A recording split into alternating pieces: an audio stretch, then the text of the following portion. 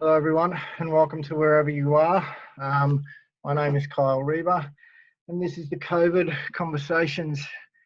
This is a series of interviews with some very somewhat ordinary people that do some very extraordinary things. With me, the guy to my left and my right, to a lot of my friends and our friends, doesn't need any introduction, but I'll do it anyway. This is Bradley Ross. If you call him Bradley too much, he'll punch you in the arm because he doesn't like it. It's only something his mother calls him when he's in trouble. And you do not want to get on the wrong side of that woman. Anyway, Bradley is a lifelong martial artist. He's been doing martial arts for 35 years. He is a teacher. He has been a fitter and turner. He was a little bit of a rat bag, but has now become quite a mentor and influencer to a lot of others. He's a dedicated husband. He's a father of two lovely young women. And I think that gives you an idea of the sort of person Brad is. Good afternoon, Mr. Ross. How are you today? Good, thanks, Kyle. Yourself? I am good. I am good. So today's interview, we work on the series of questions that we have for our last few interviews, and it's been really interesting already. These that I've done, there's been some very interesting answers. There's been some answers you wouldn't expect certain people to do, but it's really good to see that people have put thought into them and they are revealing maybe a side of themselves that we wouldn't all see. I have known this man since I was in high school, but I reckon even I might maybe learn something that I don't know about this guy in the next 30 or 40 minutes. Maybe it's true. He really doesn't like me. Anyway, let's do it. See, there it is. Look at the look on his face. It's beautiful. It doesn't hide. All right. So, the barbecue intro. G'day. I've got my coffee. Let's pretend it's beer. My name's Kyle. What's your name, mate? What do you do? How you going? Yeah, so as you've already said, nice intro, by the way. It's really weird to do these because, you know, you've known me for a long time and I'm not really one to, you know, go on about myself. I probably should mention a little bit straight up front that I've won this one particular trophy 5 times just to get that straight off the bat. Georgia said I had to mention that one. So you don't say what the trophy is, but that's exactly right. Yeah, no, listen, look, it's an interesting one to discuss yourself when you're at a barbecue, and I probably tend when I'm at a barbecue to ask more questions than I reveal of myself because you know, early on in my life, Mum made a very big point of making sure that I kept my mouth shut at most barbecues, and that I should be seen and not heard, and not even seen. But that was the 70s. So look, I probably I enjoyed teaching. It was an interesting lifestyle change from. So I'm a chalky. 10 years ago, I would have still said, I'm a fitter and turner by trade, but now I'm a teacher. But next year's my 20th year of teaching, so I figure I've been teaching longer than I've been a fitter and turner, so now I'm a chalky rather than a tradie. And it's interesting to go from what many people would class as the blue collar worker to what people would class as a white collar worker. I'm probably a little bit lucky having chosen to become a teacher.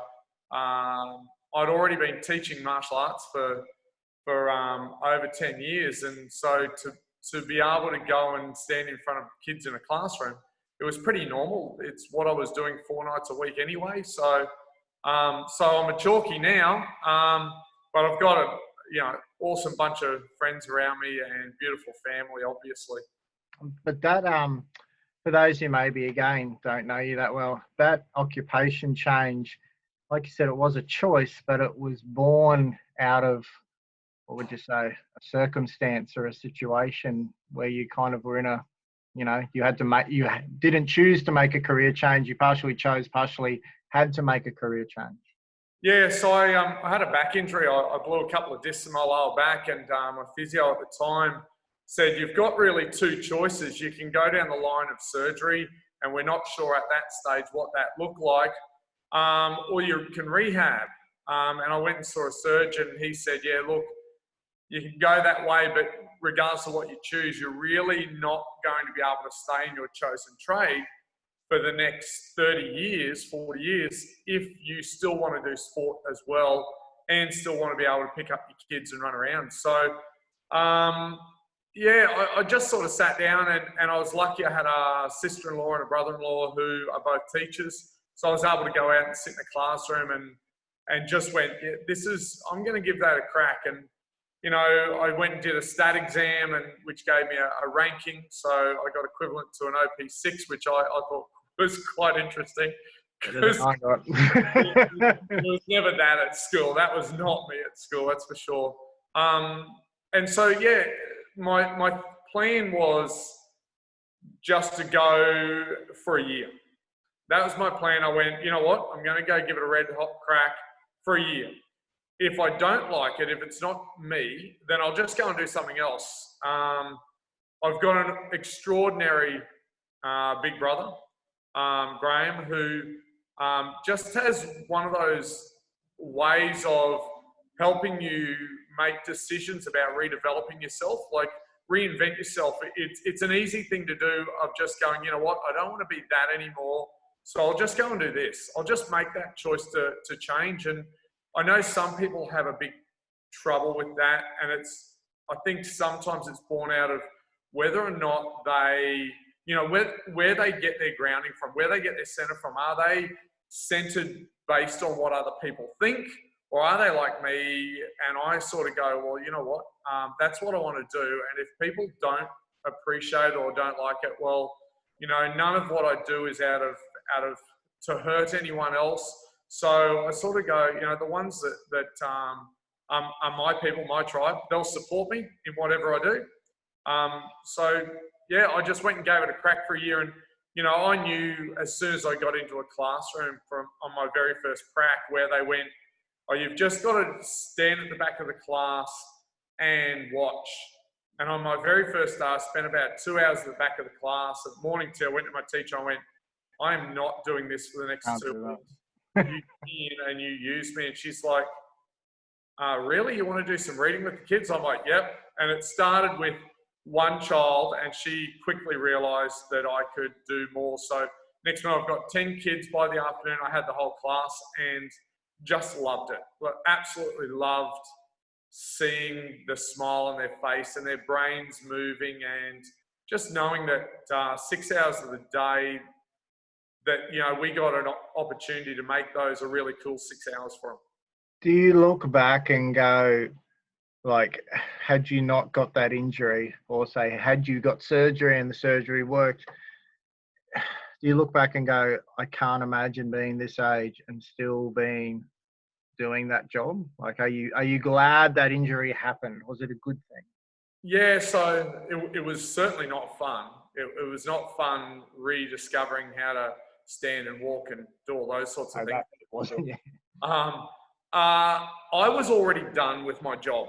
You know, like so I'd come from Brisbane, working at a place called GEC, where I was working in the special projects. So we were going and making stuff and designing it and implementing it. It was cool. That was fun. I had my own budget, I had my own little workshop. I worked with a couple of tool makers who were so precise and really, really cool. You know, old Fred was, his family died in the Holocaust. He was smuggled out. And Harold, whose father was one of the SS soldiers, and their stories of, you know, that was really cool to listen to them and to work there, and then to go back to work on the first tilt train, where it was really process type working, you know, drill the hole, tap the hole, put the bolt in, move on to the next. Like, I was, you know, clocking in, switching my brain off and clocking out, and it was not going to last long, because I was, you know, running 2 clubs, you know, producing good black belts, you know, a range of martial arts stuff that was not, you know, like you had to think and it was about moving forward. And that's a martial arts, you know, like you're always wanting to move forward. It's not a, oh, well, I'll just sit here and be complacent type thing. And that's what my work had become. And so, look, I wouldn't have stayed there long. It wouldn't have been a long term. But where I would have ended up, not sure. Not sure. I'm glad I made this change. It is certainly, you know, there's been plenty of opportunities to change again into various other businesses and options. And fortunately, unfortunately, either way, I still am not ready to walk away from the classroom. And so, I think that, because how old were you when you went back to university? Like mid-30s, early 30s? No, 28. And it's funny how you said you got that OP6, which is definitely not what you would have gotten had you have been doing that same study at 17 years of age. That we have in common. Do you find that like it was almost a good time for you to go back in that stage of your life to be a teacher? Because had you maybe done that at 17 or 18, you wouldn't have taken it as seriously as you do now? Yeah, definitely. Having those years of, you know, training, running clubs, working as a tradie, bouncing on doors, doing all that sort of stuff, fighting in the ring, all that sort of stuff grounds you. So, and I see the teachers who've gone to school, and this is general. It's not every teacher. So, teachers, if you're watching, I'm not bashing you. We're one of the same.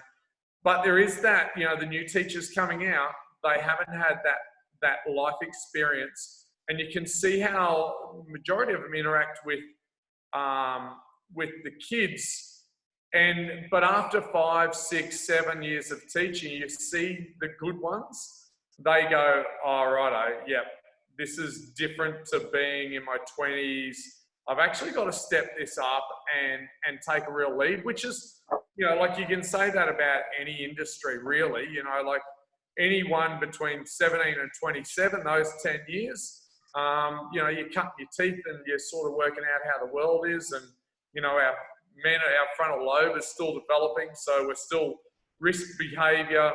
And so, you know, you finally get out of the nightclub, doing all that sort of stuff, and I think most people turn around and go, cool, so this is where I am. I've actually got to be a bit more serious about this. So look, the timing was perfect. The circumstances, you know, it is what it is. That's, you know, you play the deck that you're dealt. And I think the big thing was, I know other people who've been in a similar situation who have then gone, oh, well, I'm stuffed. I can't play sport. I'll just go on the pension. Yeah. And I didn't, that's not me. You know, like for me, it was, I'm not ready to give up being actively involved in my life right until I think the very day I go. Think right at the end, it'll probably be righto, that was a good ride and I'm done now. Okay, time to go. But 28, I certainly wasn't ready then. Was there ever a plan C? No. Actually, it's funny. I'm somewhat a believer in having, you know, like, yep, if this doesn't work, go for this. I'm somewhat of a believer. But for me, it's like, spend 10 minutes. 10 minutes is all you need to work out a plan C. It's not hard. Work out a plan C. Now shelve it and don't look at it again until you've run, you know, your plan A, until you've run it absolute to the end. And then I would say, you know, one of your favorite sayings, I would do one more round. You know, like I would just go one more time in that plan A and then decide to move down the alphabet. But I think wherever you want to be, whatever you want to do, the more time that your eyes are off that subject, the further away you are from it. So if you want to be, you know, if you want to go to uni and at the end of it, you want a certain job, that's where your eyes have to be. If you're only putting your eyes on for a little bit of the time, then you're not going to get buy-in from your own brain and from your own body, or and at the same time, you're not going to get anything back. You know, our martial arts is exactly the same. Like you've got to live that stuff, live, eat, and breathe it 24/7 to get the benefits long term. You can dabble at things, you can be a hobbyist at things, but I don't think you can do that with martial arts. In fact, I know you can't, and I don't think you can do it with teaching. Those two things are where you influence a lot of people, and if you're just dabbling at it, then you're probably not giving the right information and the right guidance to the people who are looking up to you. You know, as soon as you walk in front of 30 grade 2 kids, they're going to look at you and they're going to think that you know all the answers. And so if you're up on the and mine was a blackboard at the start. If you're up there and you can't spell, or your sentence construction is horrible, or your vocabulary is terrible, or everything that you do they are looking at you and they're imitating everything you do. So I think when you take on those types of jobs, or any job for that matter, if you're a labourer, if you're a whatever it be, just be the best at that. Be in the moment. Be there. Don't be anywhere else. Don't split your time. If you find that your brain is being in a different place, then you either need to go to that place, or you need to stop, reset, and then go again. So you would definitely say, like from a teaching point of view, like if you're being a teacher, there is, I guess, an example that you have to set to yourself, but also that influence type of thing. Like you need to make sure that you're being what you tell them to do. So there is that whole, with great power comes great responsibility thing. And is that something that you think, not again, sometimes people that you see in positions of authority, sometimes they don't completely get it right? Oh, 100%. One of my biggest hates is when people go for a promotional position and they accept the money that comes with it, but then they don't live up, and they're not even trying. They're turning up at work at the same time, they're going home at the same time, they're doing all the same stuff, but you've taken on this new role and you've not stepped up. Like when I started teaching, like I was doing 12-hour days, 6-7 days a week in those first 2 years to cut my teeth, to learn my craft, to learn my teaching trade, if you want to call it that. And I remember at about the 4th year, one of my principals tapped me on the shoulder and saying, "Hey, I think you should really go in and start going along admin lines and look at deputy principal roles and principal roles and stuff like that." And I just went, "No way." And they were like, no, you've got what it takes. I went, yeah, but when I sit in that chair, if I sit in that chair, I want to know what it's like to be a teacher from prep right through to grade 7 back then, because I was primary school at that time. I want to know all those year levels, because when I'm talking to that grade 4 teacher about their pedagogy, their teaching skills, I want to know that I'm leading them. I'm not just a manager. And I think nowadays, a lot of our government positions and even positions outside of government, there's this thing of you only need to be a manager. I don't believe that. I think if you're in front of people, then you're a leader, and that's what people rely on. And you can't lead.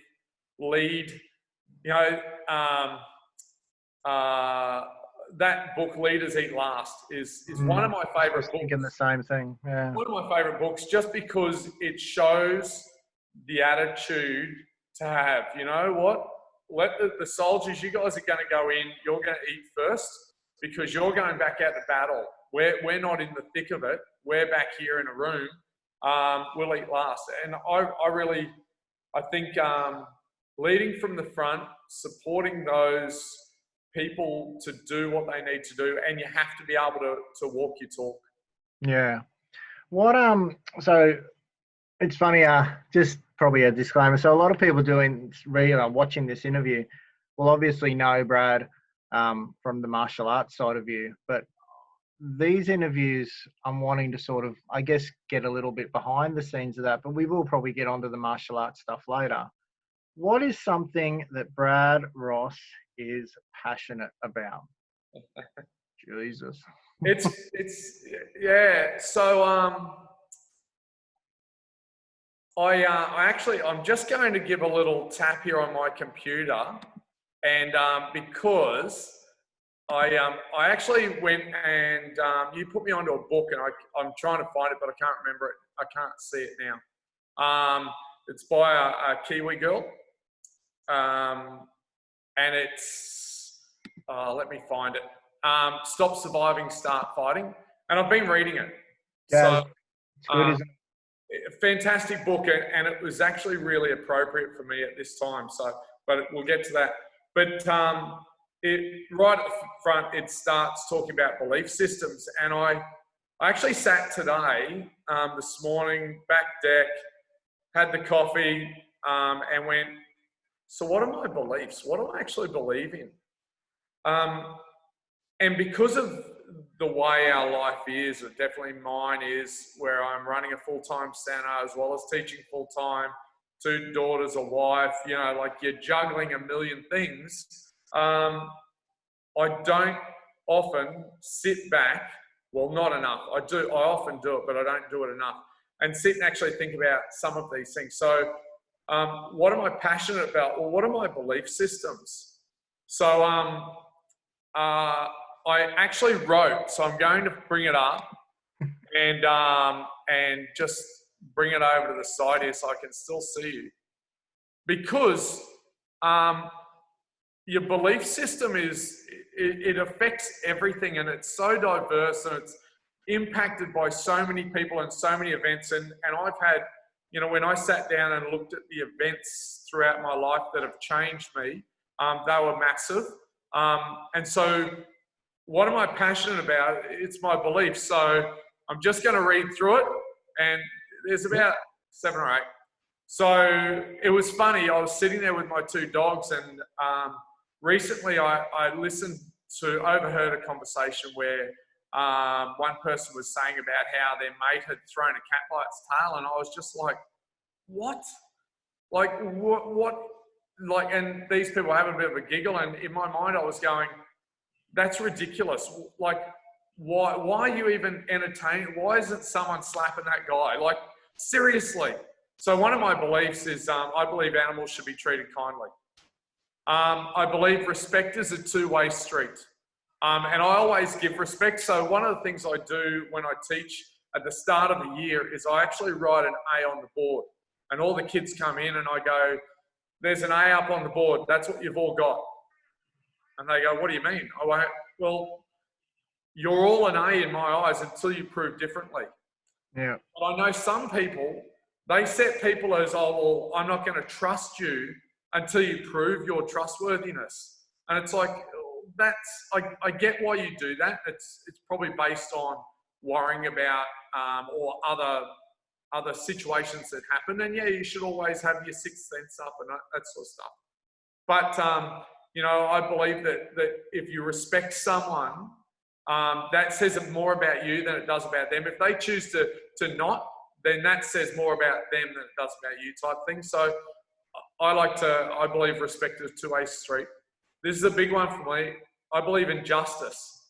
Now, this was an interesting one because when I was 18, justice was my perception of justice. You know, you're trying to move someone out of a pub and they're arcing up, and I was very quick to go from here to here. You know, like end game where I probably should have been back here. And certainly working later in my life on a door, I tended to work a lot more here and only rarely go out to there, because my idea of justice had grown. And that actually led to a conversation with my daughter about these beliefs and me getting her to work out what are her beliefs. And one of hers was equality.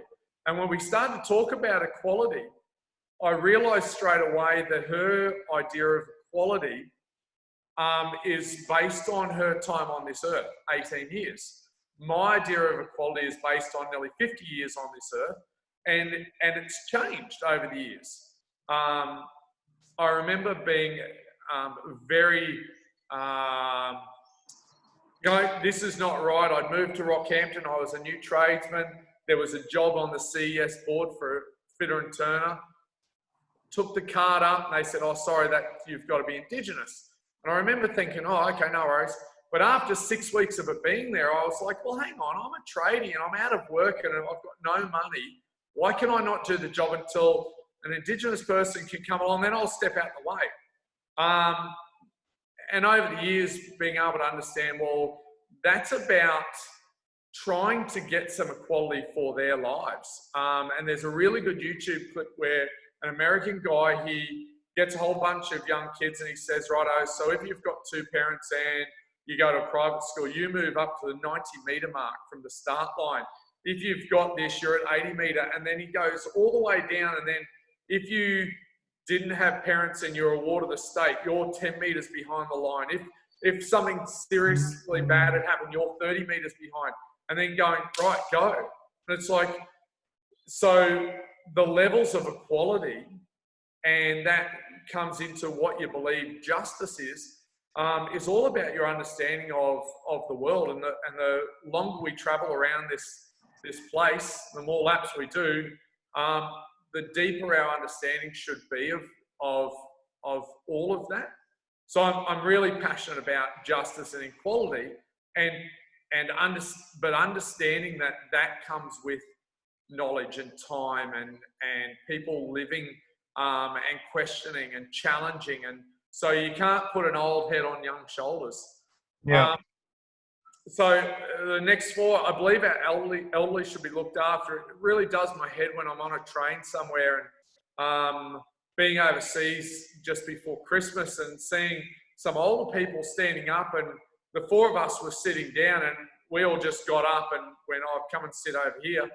And they were shocked because it must not used to it. Yeah. Like, why would you not? Like, we can all stand. There's a seat. I'm not saying you can't stand. I'm not saying you're not, able to. But here, Offering. There's an option. So I believe we need to do more to protect our earth. My brother does a fabulous job of making his thoughts and words into actions, and it just blows me away when you see people who, they're not just out there sprouting out and putting a banner up. He's in the background actually making stuff that makes a difference, and it's hitting all the, rather than just being on the news and people just turn the channel or whatever, he's in the face of senators and people all around, business people, and saying, we can actually do this better and making a real difference. Yep. I believe everyone has the right to feel safe and loved, and I believe in paying it forward. And that last one, I just cannot say how much I believe in that one. That's a massive one. It's very interesting how you were talking about your 18-year-old daughter, who is a lovely soul, and her beliefs and what's important to her. This is one of the questions that I'd actually been toying about when I do revised questions, and I'll probably give a hint in now. If you were to talk to your 18-year-old self now, would those beliefs, if you were to say those beliefs to your 18-year-old self, what do you think your 18-year-old self would say? I would have ignored it. I'm being honest. Yeah, it's a question. Yeah, my parents, they're beautiful people. My dad is the soul of the earth. I've written sort of half a book about what I call the middle road, and it's that person who gets up every day and goes off to work and doesn't complain and puts a roof over the family's head, and there's meals on the table, and there's, they will go without. And I've got a bucket load of stories about how he's always done that. And my mum, who is, you know, I remember someone one day saying to her, "Oh, do you work?" And she goes, no, I'm just a housewife. And that like, no frigging way. My mum is a bloody champion. She's the only, between 70 and 80-year-old, I won't give her exact age, to recently get a slip from the doctor after she had a cataracts done, and it said, no kickboxing classes for 3 months. What? Why? She actually wrote that. She's like, oh, really? Okay. Because that's one of the things she does. But anyway, they traveled around Australia. They've been a range of different things. They've run businesses. They've worked a whole heap of stuff. And they were always, Dad would silently try to explain to me the right choices to make. So when he didn't talk to me, I knew that was a bad. And when he did talk to me, that was a good. So, and Mum was the other side of it. So Mum was the, you probably need a clip over the ears every 6 weeks just to keep you on track. So at 18, really, and I can be honest, it was when Georgia was actually born. And I drove home after, having, been in there, and Dee had Georgia and everything was good. And they said, right, you go home, get some sleep. I drove home like at 40 kilometers an hour. I looked like 10 times before I turned the corner. Like it was, and you know what I was like prior to that. Hence why I've asked this question. And yeah. I mean, I'll be honest with you. I've seen, and you'll probably say the same thing about me, I hope. I've seen a difference in your personality shift over probably the 30 odd years that I've known you. But then probably the 25 odd years that I've known you probably very well. I've seen a definite shift in your personality from this, reckless is a word, maybe live in the moment, by the moment, when it do what feels right. But I do see that in the last probably 10 years in particular, there has been a shift. And I think it's that maturity. And yeah, that's why I'm working towards one of these questions is, and that book, I don't know if you're up to the part where Jazz Thornton writes that letter to herself, Dear Suicidal Me, it's a letter where when she is in a better headspace, she's talking to herself when she was in the dark place, trying to say, don't do this, don't do this. You'll feel like this, but don't do this. And that's that thing where you sort of would go, yeah, those beliefs now. It's funny because as we grow older, like you said about the guy throwing the cat by the tail, it's just that point where you just have to go. There is those turning points in your life where you go, you just don't do that, And I think it's interesting to see, like, because you have, and we won't have time to get into it in this interview, but you have seen a lot. You've experienced more than your share of trauma. You've come out the other side. And I think those are the things, like you said, and I was the same when Lila was born, that reversing out of the hospital at the Mater Children's is the most stressful time I've ever driven out of a car park in my life, because suddenly, like, it's okay, you've got some of the most important people in the world in the car beside you, but it's different when it's like your daughter. So I think, yeah, it's an interesting question, and I think they're really good beliefs. So, yeah, thank you for that. But next one, the bucket list. What's on your bucket list? And this was interesting in our pre-interview. Go. Yeah, so we actually fulfilled our bucket list over the last couple of years. I've actually ticked them all off. So there were things like I wanted to move into a more permanent full-time centre for my martial arts, and I wanted to hit over 100 students, and I did that. There was some really personal ones about taking Dee and the girls and having a coffee on the Eiffel Tower, and we did that. There was. Can I just go back? That was, what would you, nearly 10 years after when you'd originally planned to do it. It was actually longer. So so when the Twin Towers came down, that was the same year that George was born. And it was about 2 weeks before that George was born, 2 or 3 weeks. And I remember Dee was feeding Georgia, and she would say to her, one day we're going to have a coffee on the Eiffel Tower. And it was quite funny, and we giggle about that. And then we're feeding one morning, and all of a sudden we're watching that unbelievable tragedy unfold in front of our eyes. And we're literally holding Georgia and going, have we done the right thing in bringing this girl into this world? Like this, they can't look after themselves. Like what's going? So it was quite interesting going through that. And then obviously when Dee got brain cancer, we thought we may never do this trip ever. And one of the things that Dee said to me before, we were going for the first round of chemo, she said, no matter what, you make sure that you take Georgia and Evie and you go to the Eiffel Tower and you have that coffee. Whether I'm here or not, you've got to do that. So for 18 years, we'd been always saying that to her.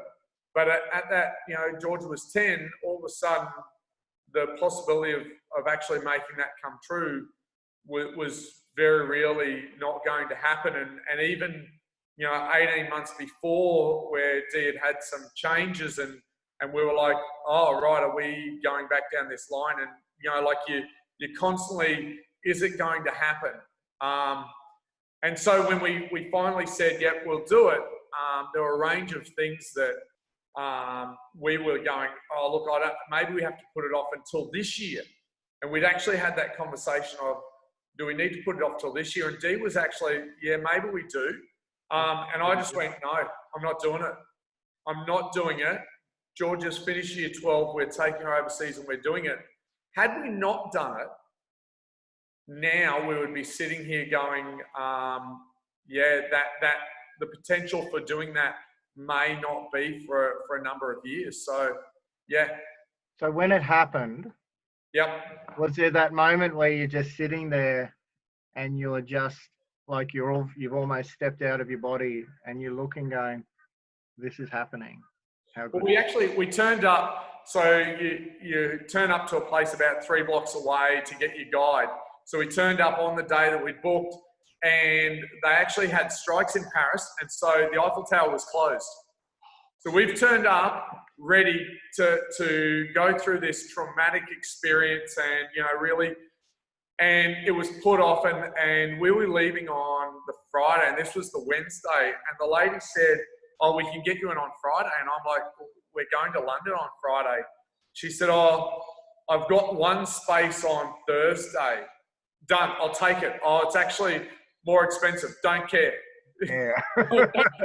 Book us in. So the next day we came down and we were a bit more chilled about it. We went there and, like you're waiting this massive line, and then you finally get up, and we went to the second floor.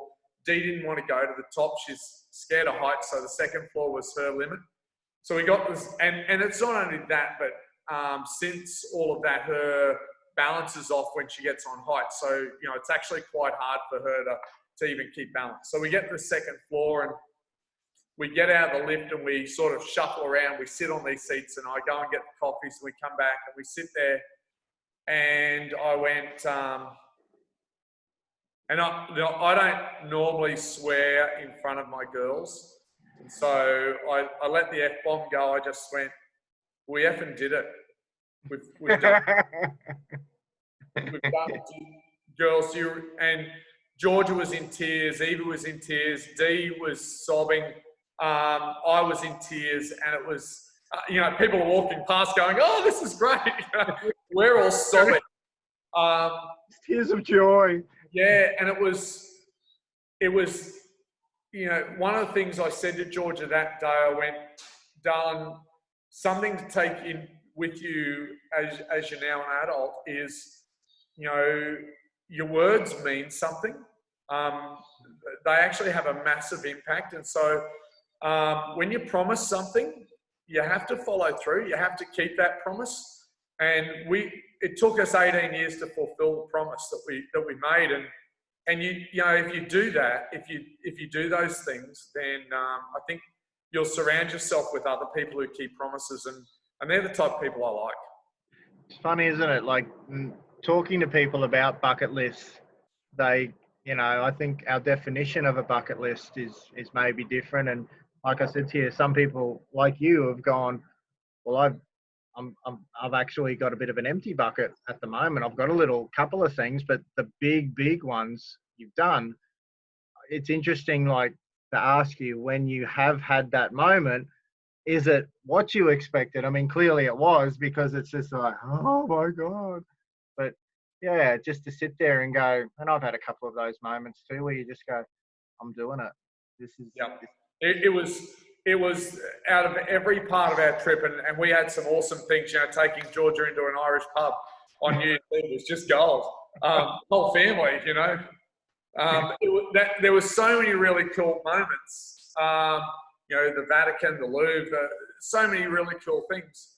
But they didn't hold that significance that one moment in time did. Yeah, from our family, that one point in time, you could have flown us over, just gone there on a day trip and flown us back, and we would have been okay. Yeah, life officially made. But did you, is there anything that maybe has started to appear in said bucket list that it's starting to fill up again? Yeah, so like obviously we have the normal ones where, you know, when Georgia, she's at uni, when she finishes uni, when Evie finishes year 12, depending on what she wants to do, when they both get jobs and married and have children, if that's their goal, if that's where they end up in life. So I've got all those, which are all about, and obviously D, staying alive. You know, those for me are the big ticket items. They're the, you know, there's other things that I like, but they're not on my list of, you know, really important stuff to do. You know, like if I don't get this done, then my life won't be complete. My life is complete because of, you know, D and the girls.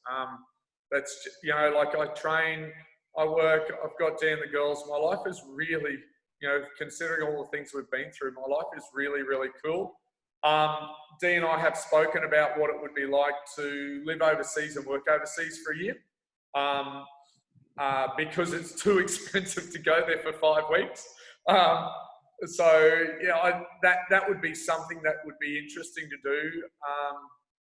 But if I didn't do it, it wouldn't be the be all and end all.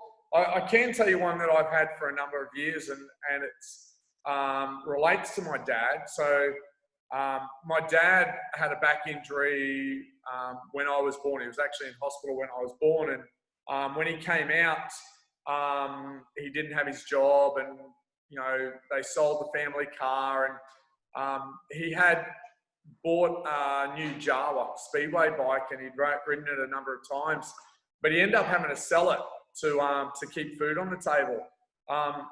And, you know, one of the things I would have loved to do, and I constantly look, and when I was in London, I was on, you know, Marketplace every night, checking out.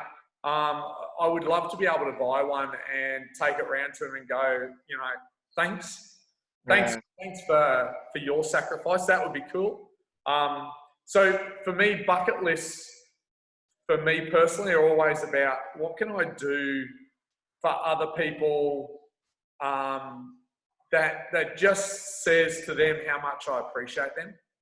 Yeah. Okay. All right. I suppose I could put on there, finish my Tirana one day. Oh, God. For those who don't know, Brad Ross has had a Tirana sitting in his shed. I think Jesus was playing on the wing for Jerusalem when he first started doing that thing up. But anyway.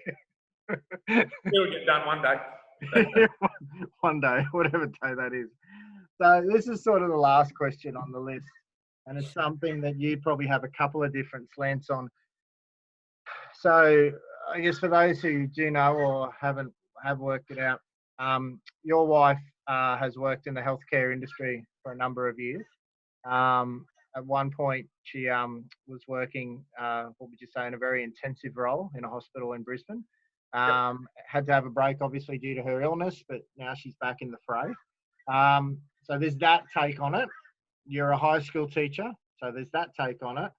Then you are also teaching martial arts, and you are in a position of, relevant authority in the Bob Jones Martial Arts Organisation. Put them all together. What's your take on the current situation, and what are you going to take away from it if and when it gets to normality? Yeah, it's multifaceted. Look, I'm not a believer that the kids being away from school will wreck their entire lives and their education. I'm not a believer in that.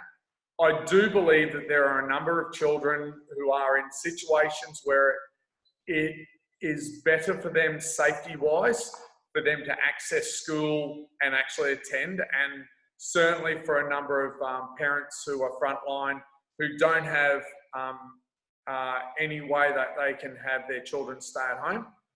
So totally believe, yes, schools should be currently open for those people, but kids can't social distance. They just can't.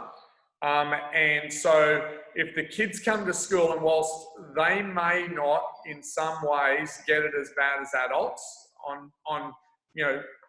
for some of the news programs have been saying that, they are likely to give it to, like take home to, if Johnny gives it to Sally, Sally takes home and Sally's mum's a doctor.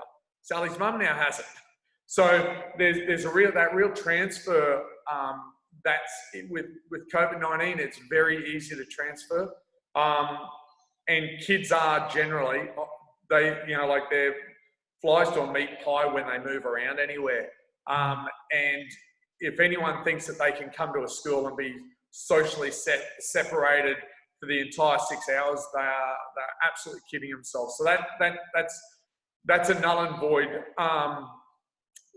So I think when schools reopen, I'm unsure of when they should reopen. Do you wait until there are no new cases for a month? I know there was one school reopened in the States, and it got shut a week later because all of a sudden they had a big spike of COVID cases in that school. So that's the school side of things, and ultimately I'm not the boss there, so I turn up, do my job, wash my hands, keep my distancing, do the best effort I can. But also I've contacted all of my parents every day and just say, look, there is a plethora of things that you can do at home that are going to be so worthwhile for your kids in the long run. I believe Christchurch was down for a whole term. Those kids have socially adjusted and come out the other side 10 plus years on, So school, important, I think, for the kids to have that face-to-face access to their friends. But with all the social media you have, it's not the same, but it's something. The kids get upset when they come to school and they see their friends and they can't give them a hug. Yeah. So it's like a two-edged sword there. So that's the school side of things. Dee works in accident emergency. She has been on the COVID room. So when she comes home, it's leave the shoes at work, get changed at work, come home, scrubs and everything, straight in the wash, undressed, into a shower, clean everything, hang those. It's an hour after work every day of going through this process. Georgia's working at the pharmacy, and so she's getting the people coming in through the door, this constant stream of people, and they don't know social distancing. So she's the same, comes home, same procedure to go through. So I think, you know, you follow the directions of all the health authorities. As for my club, I'm here now. I miss this place. I don't miss, as in, it's not the physical stuff, it's the people. It's the coming here and seeing my brothers and sisters, my BJMA family, you know, 4 nights a week, and being there to help them with whatever they're doing, whether it be the martial arts or, you know, and on many occasion it's the, hey, you know, this has happened at school, or I've lost my job, or, you know, what do you think about, you know, there's all those conversations, that connectedness that I do miss. And I'm not, you know, I'm certainly not one to go out and be all around the place all the time. So I've got a shed. I'm quite happy to stay at home, you know, most of the time and self-isolate. But, you know, when the authorities give us the okay to come back in, my concern is, are we going back in because it's a monetary situation? And I get that. You know, I get income is important because you've got to put food on the table. I've been there. I've been the noodles once a day guy. So, you know, for all those families that are doing it tough like that, 100%, we need to get them that income, and they need to be able to earn an income. On the other side of it, I've got parents in their 70s. You know, mother-in-law in her 80s. I don't want to see them dead. So, yeah, at this stage, it's one of those. We have to leave it in the hands of the authorities, and I really would implore the authorities to, I want to be the one on the other side of this that people say, oh, you were overcautious. Yep, good. That's a great way to be. I'd rather be overcautious than going to a funeral. I think that's definitely a good way to be. I guess 2 questions out of that. With the teaching point of view, I'm sure you are a teacher, you're in the front line. There's the, you know, our teachers union, and there's education ministers and all the rest of it giving their directives. And then you see the live feeds on Facebook, they're just getting slammed without getting into a political discussion. They don't really have much else to go on other than just the information at hand. And as I keep saying to people, the last thing we have to compare this to is the Spanish flu in 1917. So we're kind of winging it no matter how much information we have, aren't we? Yeah, 100%. 100%. I think if the thing is they're saying, you know, wash your hands, keep the social distancing, if we already go, so if we're saying, no, you can't go to the beach, you know, beaches are closed. If we're saying only go to the shops if it's absolutely necessary, no, you can't, you know, drive out of your city, your town. If we're saying those things, but then on the other hand, we're saying, hey, look, open the schools and put 1,000 kids who don't know social distancing, who can't do it. They just can't. And that's not a bag at them. They're kids. You know, you expect it. It's not important to them. It gets back to the 18-year-old self and the 50-year-old self. Yeah, exactly. No so concept of it. If we're saying to the community, this is the way to behave, but then we're saying to the schools, oh yeah, but you guys are exempt, it doesn't matter. They're 2 really different voices. And I mentioned earlier on, you know, I think say what you mean and mean what you say. You can't have it both ways. And if they are choosing to have it both ways, why? What's the purpose? And I'm not going to be, you know, like, oh, there's a big, you know, conspiracy thing, but what's the purpose of opening that school to put 1,000 kids in it if you're still saying social distancing is one of the most important things that we should be doing? If you're still saying social distancing, then I don't think you reopen the schools full time. And don't get me wrong, if the schools went back to normal and everything was as it was, that would take a lot of pressure off you. Because I remember that week before the Easter holidays, you were like up to here having to put all these, you know, what was it said? You had to put 10 weeks of learning together online in 3 days, and you go, I don't even know where to fucking start. You know? Well, and I teach manual arts. What do I do? You know, like it's pretty hard to put a lathe online, you know, and we've done a load of videos and stuff like that. But the one thing with videos is that it doesn't give you life skills. So I watched a video the other day about a guy in Australia who's actually learnt from the Gracie online learning portals. And he was, saying, yep, certain people can learn from that if they're dedicated and they put the time and effort in and they've got someone to drill with and all that sort of stuff. And yep, totally agree. Yep, can. Great program, all that sort of stuff. The kids don't have a lathe at home. They don't have welders. They don't have someone there with them to test stuff out on. They don't have that.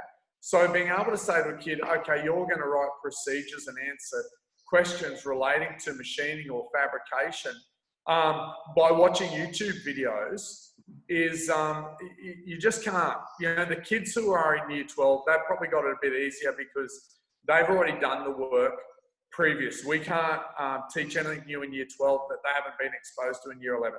So those guys can write their procedures based on the drawings. They're all good. But my 10s and 11s, no, they haven't had that time with me. They haven't had me standing there going, okay, can you hear that sound? Because when you are in a trade, you work with your eyes, your nose, your hearing. You're listening for how that actually sounds. The right sound of a MIG, but you can't do that just by watching a video, and you certainly can't write about what it feels like. It's like saying, watch some videos on learn to swim, and then we just throw the kids in the pool and walk away. Right? So I guess the last question is your advice to a teenager, because I've got a niece in grade 12 at the moment, and she's on any given day losing her shit a little bit. Your advice to a teenager about school, it's going to be okay, isn't it? The 5 or 6 weeks or however long, it's not going to change your life forever. It's going to be okay. No way whatsoever. You will not be defined by this time in your life as far as your schoolwork is concerned. That is not going to define you. How you operate within this time, the decisions you make about your choices of how you behave, they will have an impact on you. So whether or not, and I know there's been numerous high school students going and having parties at people's houses, and it's like, that's actually going to define you. Mm. Those choices about, can I follow directions, knowing that it may not affect me, but my choices I make may have a direct impact on other people's loved ones, parents, grandparents, great-grandparents. World War I, World War II, those guys went off to war because they were going off to prevent the invasion of our country, and they gave their life for people who they don't know.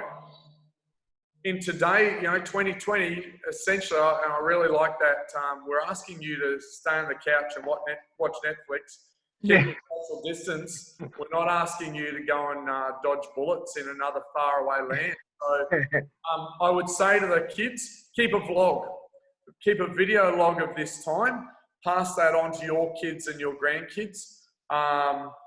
Keep social media going, keep connected. Choose something that you've not done before. Grab a guitar, learn a different language. Have conversations with your parents like this about what it was like when they were young. Think outside the box. Don't be defined by this. Don't let it run your life. Take this opportunity to reflect. Take time to reflect on what's important, what's not important. Take time to plan where you'd like to be in the next 5-10 years. Do not think that this 5 weeks, 10 weeks, however long it is going to define you as a person now and for the rest of your life. It just isn't. No one has ever asked me for my term to report card from year 12. That is a very, very good way, I think, to finish with some very great words of advice. So, Brad Ross, as always, thank you very much. You and I have very many talks, and I think it's for those again, if you've gotten to the end of this interview, you will notice that we've probably, I don't know, maybe 5% of this conversation's been about martial arts.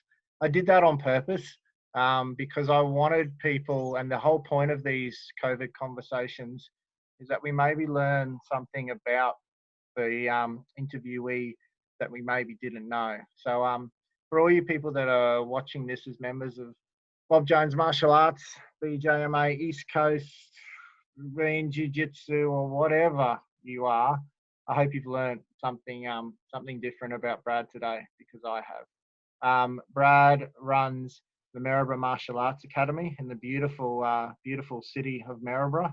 God bless it. First 18 years of my life there, and yes. Anyway, and it's a very well-established club. It's basically been in operation one way or another since the late 80s, when he started running a club in Maryborough. But Brad, thank you.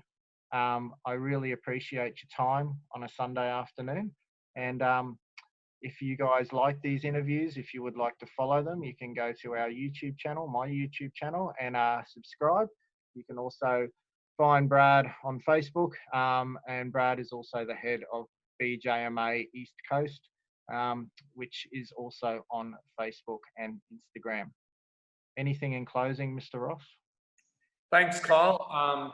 These interviews, they're fantastic, absolutely fantastic, and I hope that this becomes, another feather in your cap long term. I hope so.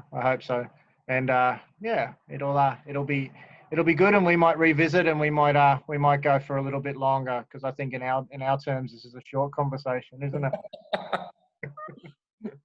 Brad, thank you very much. It's been an awesome experience. Have a great Sunday evening, and we will see you soon. Ciao. Thanks, guys. Bye.